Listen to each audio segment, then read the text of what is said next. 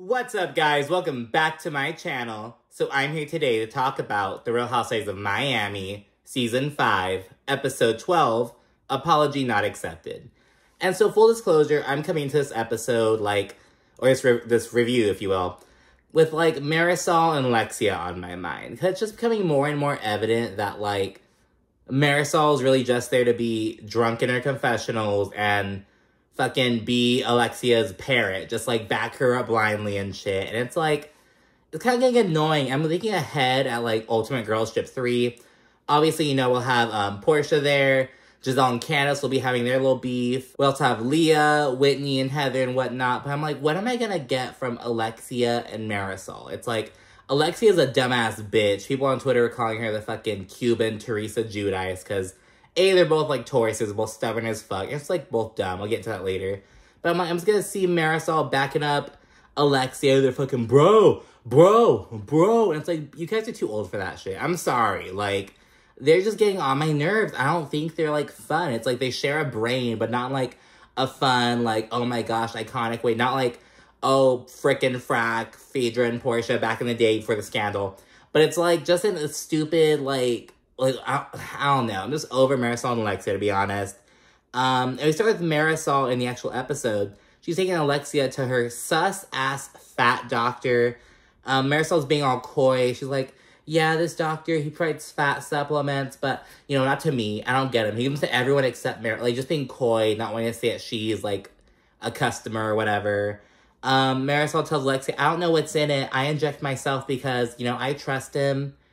And it's Marysol, this, blasé-ass attitude towards, elective supplements and shit. It's girl, that's why your fucking mom had her fucking face botched. Did you not learn anything? It's this isn't fucking under the knife shit. But it's girl, you don't know what he's fucking doing. It's it's giving, Ozempic, kind of. It's just, these supplements that burn fat. I don't know. It's kind of weird. And yeah, she's there with Alexia, so they're talking. Alexia says that Nicole didn't have any manners at the lawyer luncheon kind of thing.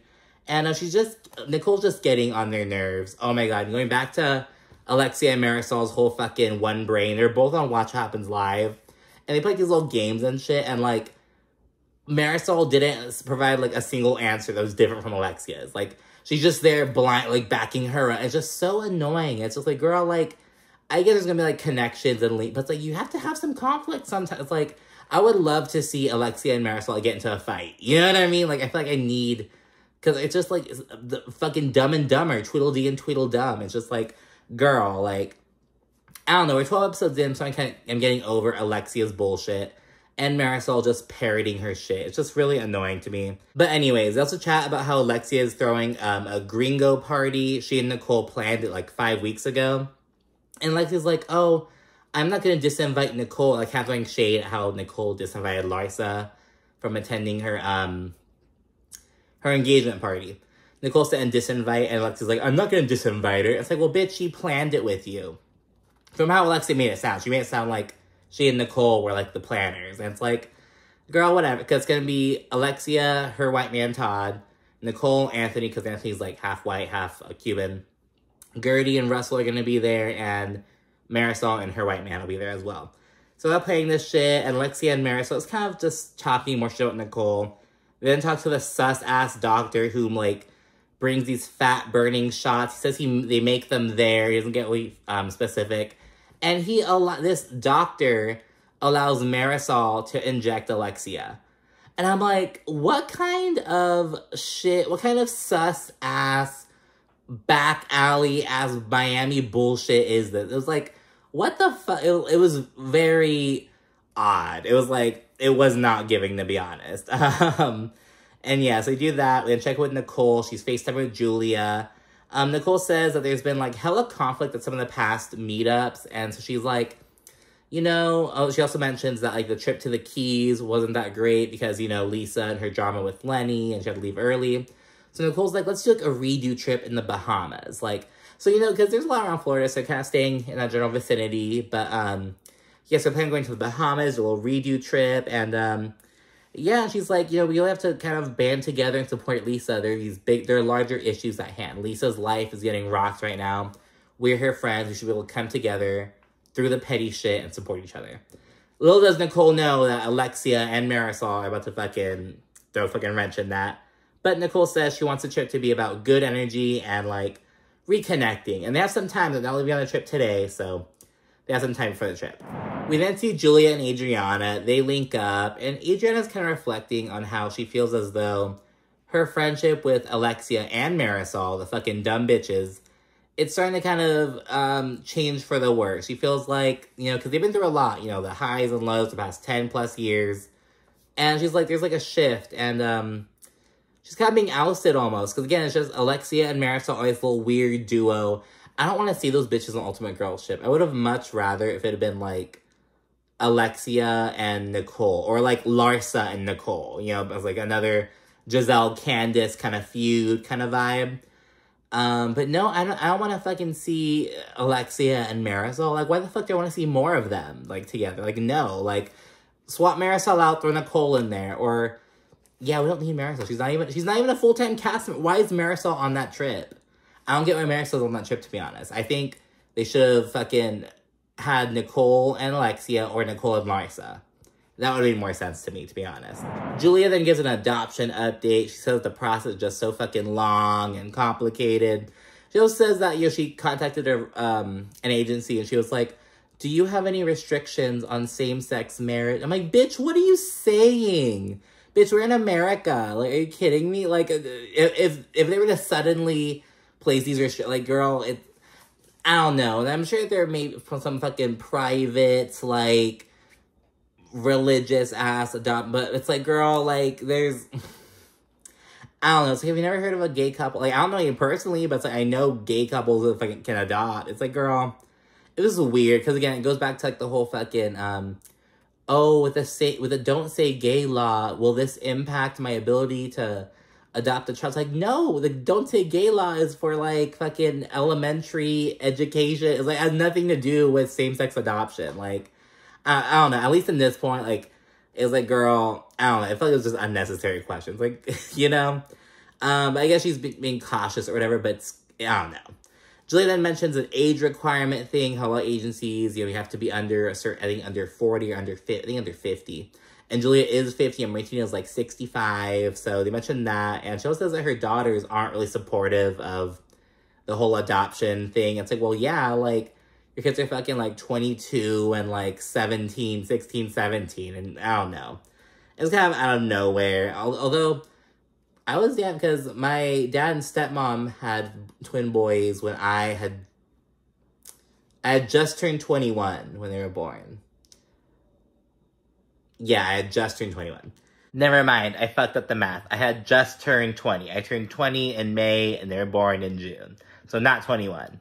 So I just want to clarify. But yeah, they're still kind of seeing what's up. She's like, we're still exploring our options and whatnot. And then we see Lisa. She's having Larsa over to her place. Lisa tells her that Lenny's trying to kick her and the kids out and get them into like a rental home for now. So apparently Lenny's idea is like, he's trying to get a judge to order for Lisa and the kids to move out of that home, the Star Island home, into a rental. So that way, until they find a new home. And Lisa's like, no, it's been my home for 15 years. It's the only home my children know. And it's only been, like, a month since they, like, separate. Like, 5 weeks or so since, like, the news came, officially, like, separated. So it's like, fuck that. And yeah, so they're talking about that. They discuss some of the differences between Lisa and Lenny's divorce versus Larsa and Scotty's. Because Lisa's like, Scotty never did anything this to you, right? And Larsa's like, no, like, it wasn't easy, you know, it wasn't like a easy breezy, beautiful divorce, but nothing like this. And Larsa, she says something about like how she and Scotty, it was more like drawn out, like the divorce kind of more prolonged or whatever, like the process, if you will. Whereas with Lenny and Lisa, it seems like it's boom, boom, boom, boom. Because I feel like he's been emotionally checked out for a minute, and now he's just getting the physical aspect caught up. He's trying to get like fully checked out, so that's why it's so quick.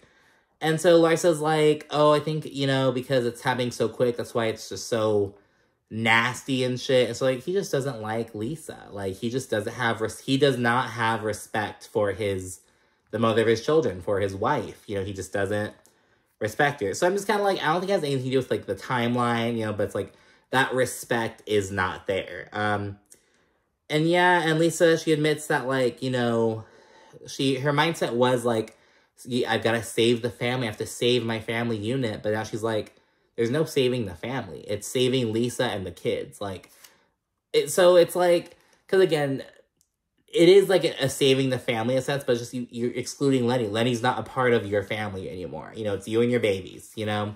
Lenny's still going to be a part of your life, obviously. He's the father of your children. But, like, he's not in your family unit anymore. It's you and your babies, you know? So she's kind of having to switch into that mode. And so it's a whole experience for Lisa. All right, and now we have the Gringo Dinner. And coming into it, Alexia is still upset at Nicole because Alexia's whole thing was like, I'm not going to disinvite Nicole because you fucking can't, because it's also her party. But Alexia's like, I'm not going to disinvite her, but I expect that she'll reach out beforehand, you know? Because Alexia's expecting an apology. Miss, I'm not going to apologize. I'm not going to give you an apology, blah, blah, blah. Is expecting an apology. Alexia is such a dumb bitch, to be honest. Like, I'm just so sick of her. She's fucking expecting an apology. And yeah, it's just Alexia, Marysol, Nicole, Guerdy, and their husbands. And there's some discussion about who's the most gringo. It was so funny. When I was watching, I was like, I bet, like, Guerdy or Marysol's men. And that's exactly who, like, Dahlia is. Like, probably between Russell and Steve. If his name's Stevie. I'm like, Stevie? I was like, Miss Nix? But no, I was like, bro, you're fucking, like, in your 60s. Go, you're Steve. Like, you're Steven. Like, Stevie? I don't know. Maybe that's his legal name. I don't know. Look at me fucking being weird. I don't know. It was like, you're a 65-year-old straight man. He calls himself Stevie.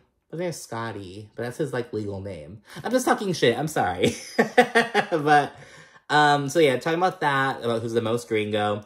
We gotta talk about some, there's between Miami Spanish and, like, formal Spanish. I've talked about this before with other people, like, because I'm in, like, a border community, so there's, like, there's Castilian Spanish, like, you know, from Spain, and there's, like, the Mexican Spanish, but then there's, like, the more informal kind of border Baja California way of speaking. There's, like, the Mexico City, like, it's all these different kind of, just like English, you know, just the same fucking way, you know, there's, like, the Valley Girl accent, the Southerners, the fucking fast-talking New Yorker, the Midwest, like, the same shit. And it was really interesting seeing him talk about that.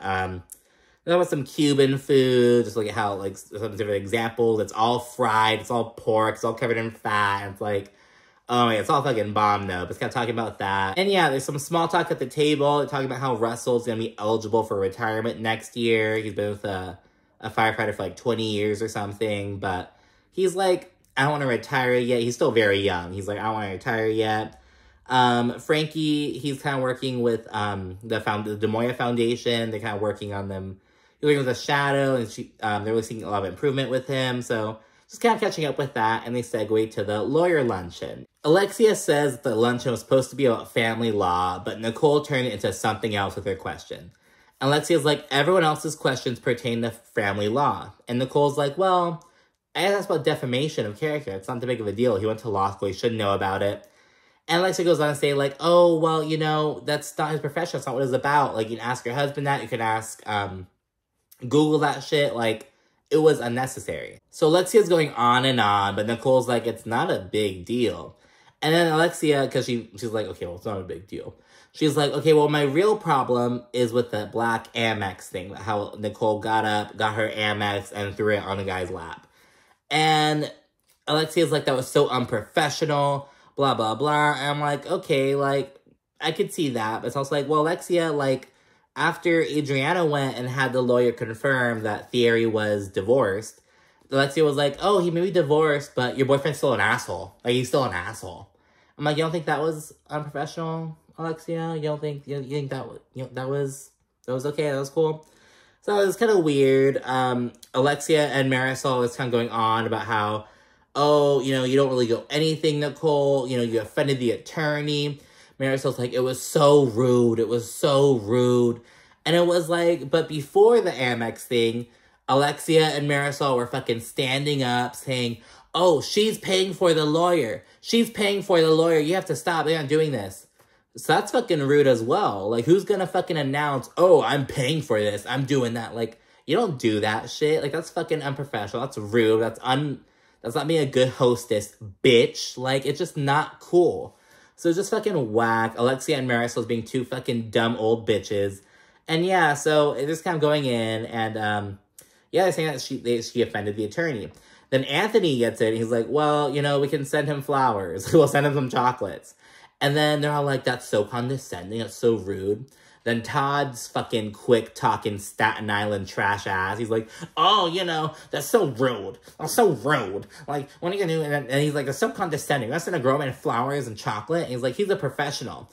He's like, not like you. Like, he's a real attorney. You just, cause I think Anthony's like a real estate attorney. He's like, you just fix, you fix leaky faucets. That's what you deal with. And I'm like, how are you gonna accuse him of being condescending and rude? Then you're gonna sit up here with your fucking nasty ass and just fucking try to shit on what he does. And I'm pretty sure Anthony's a lot younger than Todd, but I'm pretty sure Anthony makes a comparable amount to what Todd makes, like, from what I can see in their lifestyles. And like I said, Anthony's a good bit younger than Todd, so, Todd's tooth is a little bit longer, but yeah, it's kind of fucking whack. They kind of start clashing. Alexia says that Nicole and Anthony are gonna be married forever because they're perfect for each other. They're like both... Alexia's basically saying that they're both so rude and so, like, flippant. But it's like, Alexia, you and Todd are perfect for each other. They're sitting up there saying a bunch of nothing. Like, he's so rude. This kid's so rude. Like, it's just so stupid. And just, I don't know. Alexia and Todd, like, I don't know, girl.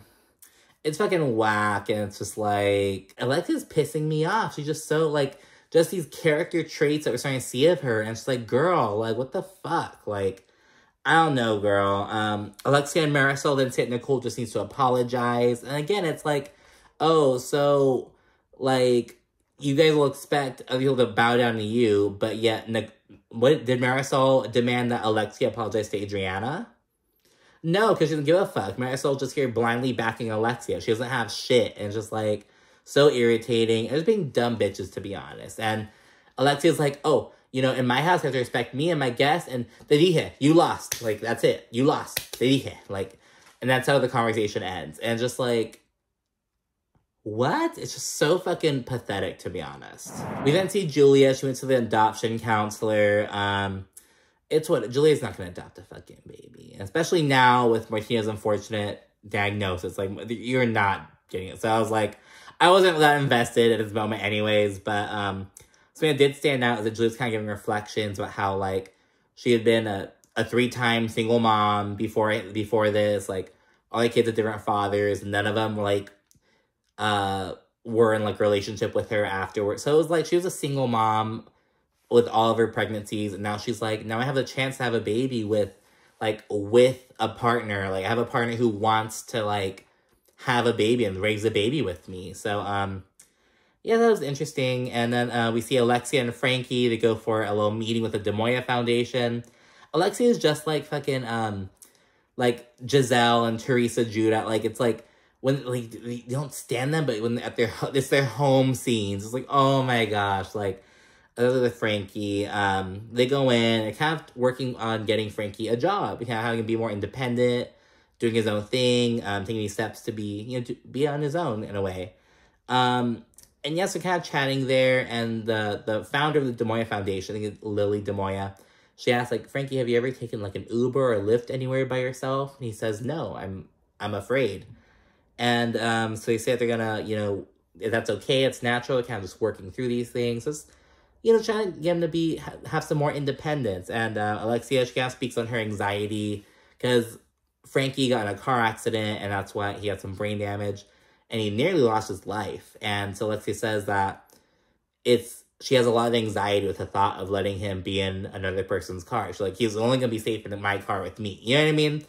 Which is very very understandable. And Alexia, she admits that she's overprotecting him. And it's ultimately, you know, not doing well. And, you know, talk to Frankie about how, like, you know, there's going to be one day where, you know, Alexia's not going to be here. And he has to be able to have these skills to be able to be okay, you know? So it was a really, really warm scene. Again, it was like after Alexia had pissed me off all this episode, I'm like, aw, like this little sweet spot, you know what I mean? But yeah, so he's there, and then we see Guerdy, she's having a home scene, talking about how she's trying to work on her work-life balance some more.